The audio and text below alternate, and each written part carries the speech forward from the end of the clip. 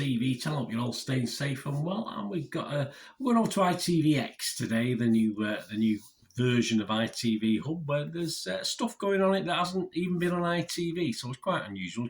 A mix of stuff that's on ITV, the main channel here in the UK, and of course brand new stuff that's just available on ITVX. Yeah, and no charge for it either, guys. So if you're outside of the UK, see if you can get hold of any of this. Then again, some of it might not deserve being charged for, in fairness.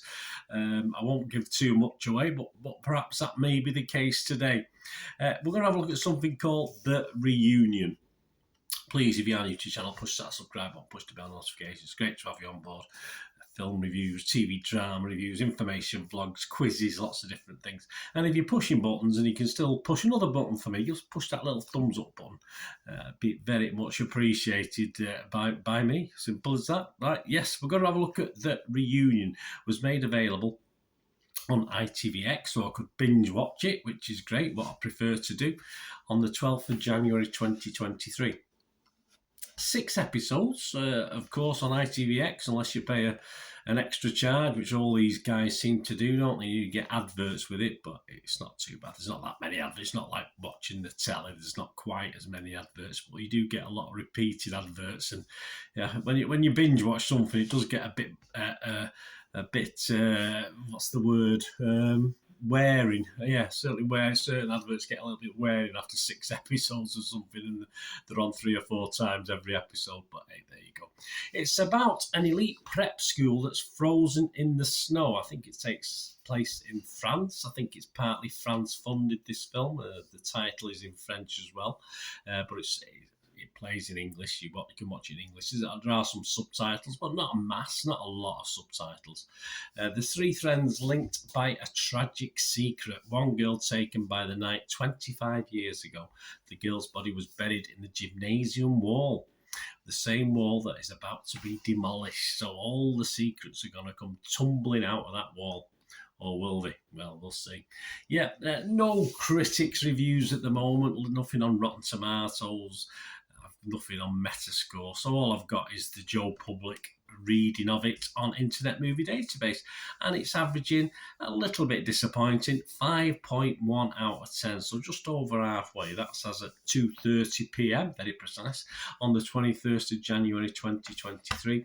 And 161 people have deemed to leave scores and reviews. There are actually 5 reviews, and I think the highest was a 6 out of 10, and the rest are 1, 2s and 3s out of 10, something like that. And if you check through the 161, see how the split along the 1 to 10 out of 10s, about 50% positivity. About 50% people scored it between 6 and 9. I do ignore 10 out of 10s and 1 out of 10s, as you know, if you watch my vlogs. So about 50, half and half down the middle. But as I said, as far as the reviews are concerned, it was 4 negative and 1 positive. So yeah, some people are, perhaps the film crew and the people involved, I always think early doors get onto these sites and put good scores on, put 10 out of 10 on, stuff like that. So, but yeah, ignore that. Yeah, 50%. Sounds about right. It stars Ione Grufford, Ivana Sakno, Gregory Fituzzi and Dervla Kerwin, plus a few others as well. Not a bad cast, actually. So let's see what I think about this. I must admit, I've sort of ummed and ahed over this one. I gave it a 5 out of 10. But then I sort of said, no, I'm not going to give it a mark. I don't think, I would. If I give it a mark, I'd probably give it 4.5 to 5. So I won't mark it. It's one of these where when it started off, there's enough in it to keep you interested. But as it progresses, it sadly lets itself down and lets you down if you're watching it. I mean, there's certainly not, as I said, those written reviews on Internet Movie Database. There's not a lot of love for it. There's one guy liked it, the other guys didn't. And despite the setting and a strong cast, it is a series that you will certainly quickly forget. I've forgot it already. I only finished watching it about 20 minutes ago. And you could possibly wonder why you bothered watching it in the first place. Although, as I said, it does sort of draw you in initially in the early episodes. There's a constant switch back. There's a constant switch back 25 years to the original events, of course, where it all stems from. And you get to see the aged characters, the aged characters that are alive or not missing, let's say that, and realise that the younger versions are probably even less likable than their obnoxious older selves. Yes, because I didn't invest in any of these. I didn't invest in any of these main characters in this series, and I like to do that. Even if I invest in someone who's horrible, at least I can invest in them and think, oh yeah, he'll get his comeuppance.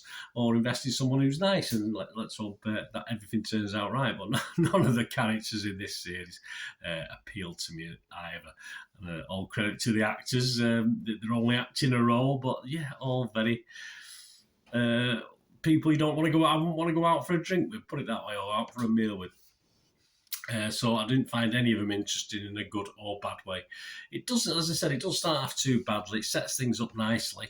And then throughout the 6 episodes, you get a constant drip of information and some misinformation as well. So yeah, you're looking at things from different characters' viewpoints, which is okay, clever in itself, but I say sadly in the overall thing scheme of things didn't quite work. And by about episode 4, it became just a little bit boring. And because I was doing this review of it, and it did start off okay, I thought, well, I'll keep watching it. As I say, you're allowed a couple of quieter episodes, but sadly, by the end of it, you do get cliffhangers and stuff like this, but I wasn't exactly reaching for that next episode button. I can't wait to watch this. So it was a bit of a letdown in that way. And it just isn't something, a weekly watch. Probably not, because you'd probably get bored and just wouldn't go back to watching it. So it probably is better as a binge watch.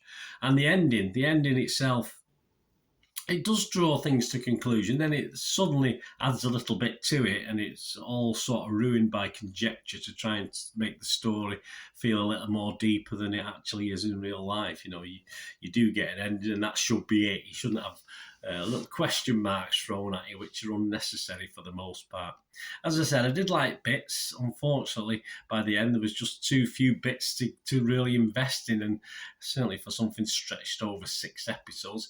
If you could have probably done this as 3 or 4 episodes, it might have been a tighter, more compact thriller and a bit more interesting, but it was all just too dragged out, unfortunately.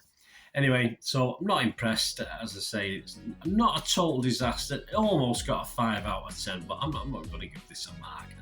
By the end of it, it just left me a little bit frustrated and empty. Yeah, as far as watching a drama thriller was concerned. Let me know what you think anyway, guys. It'd be great to hear from you. Until we meet again, that's one thing, don't I? Please stay safe, everyone. Bye for now.